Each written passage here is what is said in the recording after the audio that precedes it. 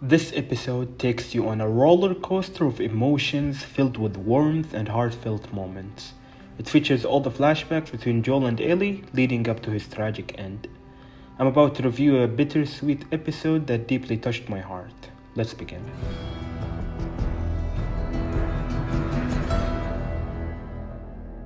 It started by showing us a young Joel and Tommy in 1983.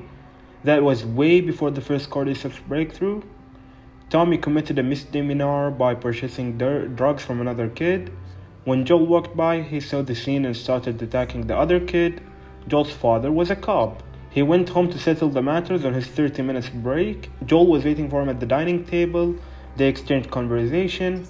Joel didn't want his father to hit his brother Tommy. However, the father told him about the story with the grandfather.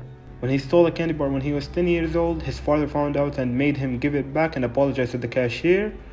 On their way home, before he got out of the car, the grandpa punched him and broke his jaw. I'm telling you all this because it will matter at the end of the episode. His father told Joel that he hit Tommy, and he hit Joel, but never like that, and that he's doing a little better than what his father does to him. He wants Joel, when his turn comes, to do a little better than him. A lot of kittens. You mean a litter? Now for the flashbacks, in current days that is. Joel was preparing Ellie's 15th birthday. He asked Seth to bake a cake for Ellie. He also fixed a guitar for her since he promised her that he would teach her how to play. The day before her birthday, Tommy brought Ellie to Joel. She burned her arm to cover the bite marks she had.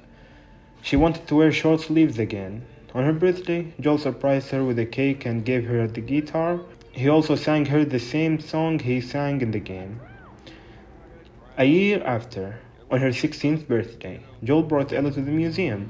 The scene where they entered the shuttle and Joel gifted her the cassette tape for the launch countdown happened.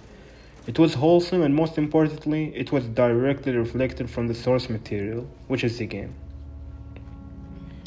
The next year, Ellie became 17 years old. Joel came early from patrol to surprise her for her birthday. Incidentally, she brought a woman and was doing teenage stuff. She also put a tattoo to cover the burns on her arm. Joel got angry at her and told her that they will discuss this when she's herself. That night, Ellie decided to move to the garage to have her own space. Joel accepted. 2 years later, on her 19th birthday, Ellie started wondering about that day in the hospital, when they were going to make a cure out of her. She started preparing questions to ask Joel about. Also, she had trouble sleeping the night before her birthday. That's when she was preparing the questions. Joel came and knocked at her door. She was living in the garage, just for the record. He knocked her door and told her that he would be taking her for her first patrol as her birthday gift. Take it. She always wanted to go on patrols. On their first patrol, they showed us the story of Eugene and how Joel killed him in cold blood. Joel and Ellie were patrolling their own area until Jackson reported that there were some infected near Eugene and Adams' area. Joel and Ellie were the closest to them, so they went to find out what happened. Eugene got bitten, and there was no one in that area except him. He figured that he had about an hour to turn, so he begged Joel to go and see his wife, Gail, the psychotherapist, before they kill him. Joel told Ellie to bring the horses and promised her that he will walk him and meet up with her. He lied, and when Ellie was bringing the horses, he walked him to get a good view of the river nearby and killed him. He told Ellie that he will tell Gail what she needs to know from her husband.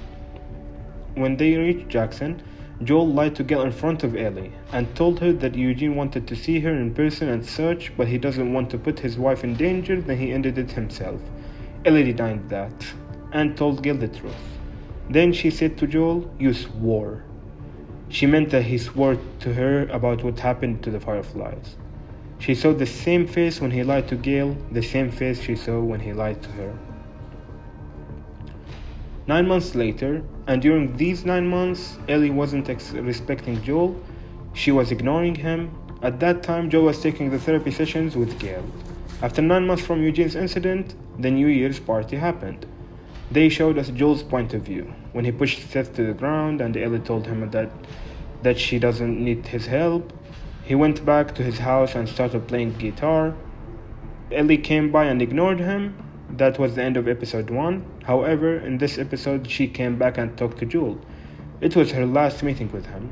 She asked what happened exactly at that hospital, about Marlene and the Fireflies, the raiders that Joel brought up, and if there were other immune people. She told him that if he lies to her one more time, they're done. He told her the truth and that she would die if they make a cure out of her. He also told her that if he somehow had a second chance at that moment, he would do it all over again. Then he recited the same verse his father told her, that he wanted Ellie, when she has one of her own, to do a little better than him. That made me cry. In the end, they showed us current days after Ellie killed Nora, when she's on her way back to the theater, then it ended. Best episode so far in my opinion. It was well written. I can't wait to see how this season will end. One more episode to go for this journey. Thanks for watching, and I hope to see you in the finale. Bye bye.